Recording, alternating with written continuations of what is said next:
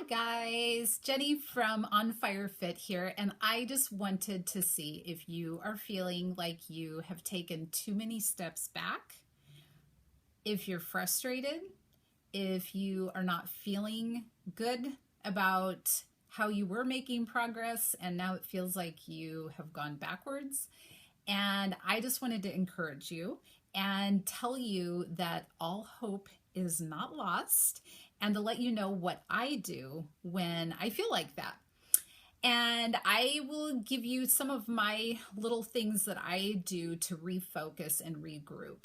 This time of year, we are winding down summer and we are looking into fall. There's a change of things for a lot of us, kids going back to school pretty soon, and maybe a shift from vacation mode. So I know I was having some vacation brain, which is good. I mean, I really don't think that we were meant to act like machines, working all the time.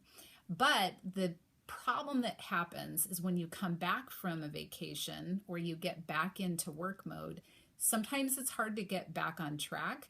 And in certain areas of our life, you know, obviously stuff like health, because you might not have been eating as well before. Maybe for a while you were doing really well and then you feel like you just sort of fell off the wagon.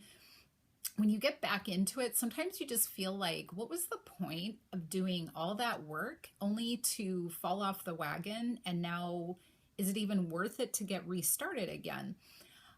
I will tell you my odd little way of looking at this, actually two different ways, I think, but this is my way of looking at it. If you look at your whole entire year, and let's just pretend you have all the days of the year, and let's say last year you really didn't do much for your health. You just kind of were getting by. You weren't paying attention to how you were eating, you weren't exercising, and you were just doing whatever.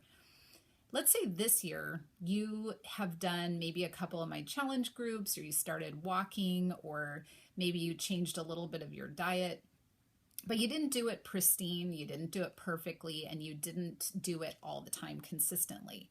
If you marked all the days that you did actually make some changes, even if they didn't stay forever, that is still going into the piggy bank of your health, okay? So 365 days of doing nothing good for you versus this year, let's say it's been 100 days, still counts. So don't feel like all hope is lost.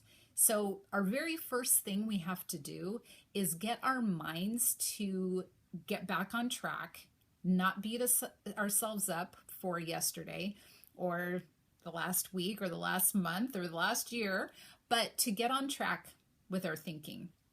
So the very first thing you do is get that right away squared away and say, today I can make a change, and that's going to go into my piggy bank of health. Another way that I look at it, and it was funny, I was driving up to work today and I was thinking about talking to you guys, and I was thinking about the thought of a balloon. So let's say you were doing really well, like for instance on my sugar detox that we did, and you were blowing that balloon up little by little, increasing your knowledge, increasing your health, getting that balloon bigger and bigger. And then you went on vacation, and in your mind, you popped the balloon, and it's just a big broken mess now. Don't think of it like you popped the balloon.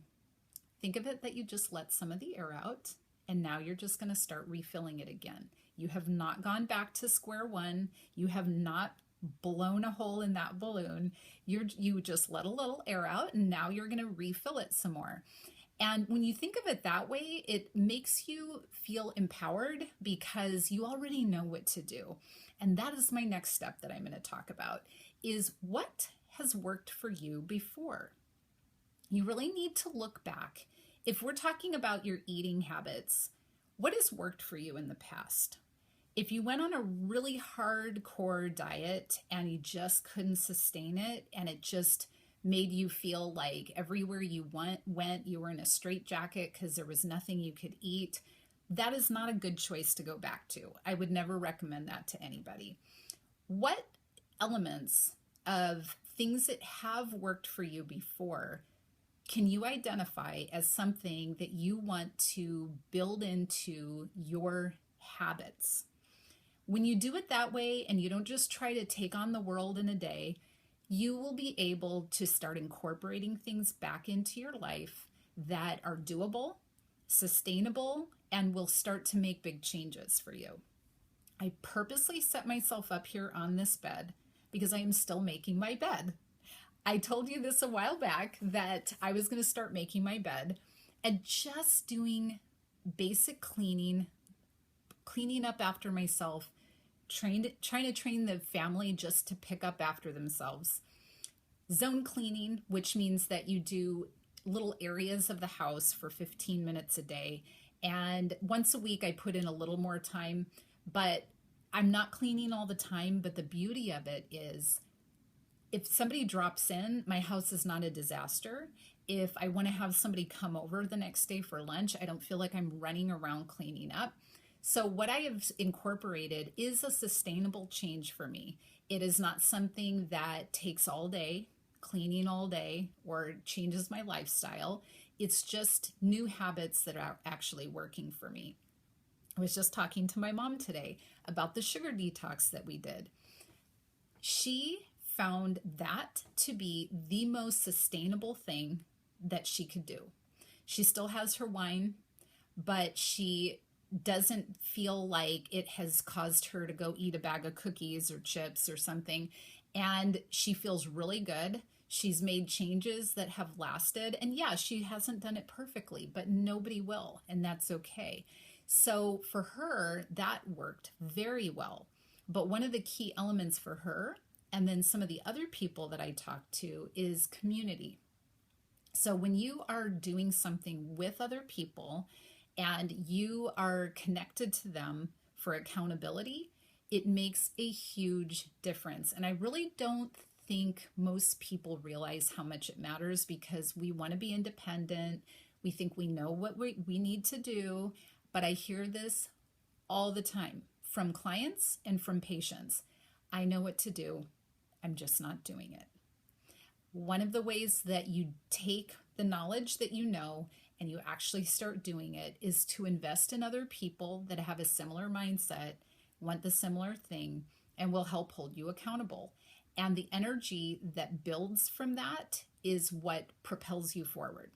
So I really feel it's important that we do this together. So part of my plans, as I've taken a little time to just do a Bible study that I've led during the summer, and I've been spending a lot more time writing, and just my priorities are my family, my faith, and I'm doing a little bit of writing and I've been planning. But one of the things that I want to do this fall is have a live class where we are learning, but we're also holding each other accountable and having a lot of fun. So we're going to include a lot of different elements of trying to stay healthy, but I would love to do a cooking class once a month. I think that would be awesome. So I'm going to be adding all these things together, but it's little things that you can do. Can you walk for 5 or 10 minutes today just to start increasing the amount of energy that you're building in your body, as well as mindset? It might burn a little bit of calories, but even if it's only 5 or 10 minutes, starting with that. If your health is not feeling that good, just go back to the reset button and start drinking more water. Look at your label, don't eat the sugar. Start with something that you can do. But overall, mindfulness and being intentional are the things that are screaming the loudest to me this year. When you take the time to be mindful about what you're putting in your body, about where you're spending your time, about how you're using your energy. So you're not spinning plates that take up a lot of energy that are doing no good and causing you stress. So you try to set those plates down, whether it's relationships with people that are draining you, whether it's commitments and duties that you need to let go of and, obviously fulfill what you started, but don't take on things that that are going to take your energy away from you. Be mindful, be intentional.